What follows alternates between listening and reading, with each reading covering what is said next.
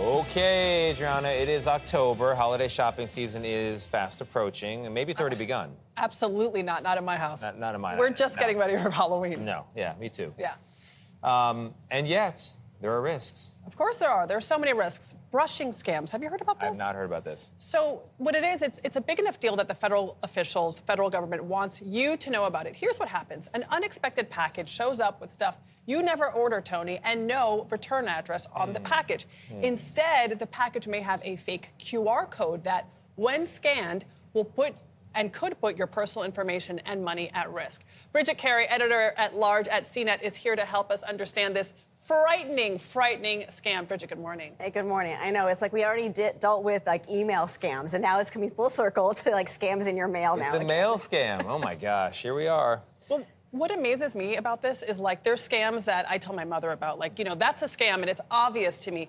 I would totally fall for this. Totally. This one's a weird one because what you're looking for here is QR codes that are in packages that maybe have no real description on them, and it's kind of a mystery, and so they want you to scan it. But think about a QR code. It's really just clicking a link, and you wouldn't click a strange link otherwise, but we've got so used to it, especially in the pandemic when we started, like, you know, scanning QR codes at restaurants to be able to get our menus, and now we're going, okay, we see QR codes everywhere. Let me just use my phone and open it up, but you're really opening a link, and it's taking you somewhere that probably wants your, to put a login or put a credit card. Red flag. Don't go putting things in if you actually did, you know, go through this QR code link. So, I mean, what's terrible, to me, what's diabolical about this is it's preying on people's desire to do something good for someone they think is missing a package. Yes, it's always going to be targeting like that panic feeling of like, oh, if I don't do this right now, you know, so there's a bit of a rush feeling or a curiosity like, oh, I really would think I'd be getting a holiday gift right now. Or I lost track of all the things I've ordered. What was this? Yes. Especially in the holidays when we're like doing all these sales and stuff.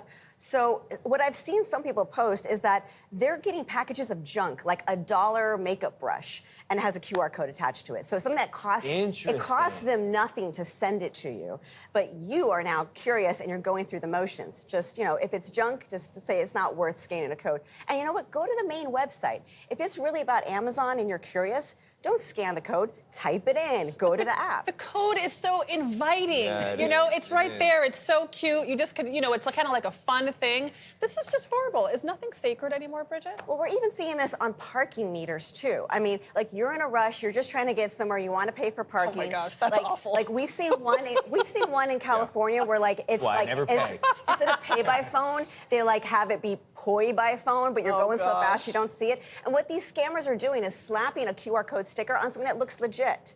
And so we're seeing this pop up more and more, and you're in a rush, you got your bags in your hand, you just want to get it done, and you're entering your information, and then... So, let's say this happens to you. Let's say you know you got duped. Is there anything you can do to mitigate the damage?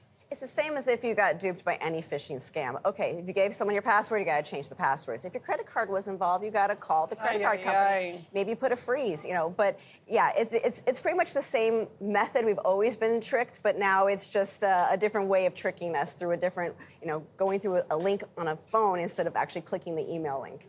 Bridget Carey, thank you so much. I will never look at a QR code the same way again. Thank you for that this morning. Yeah.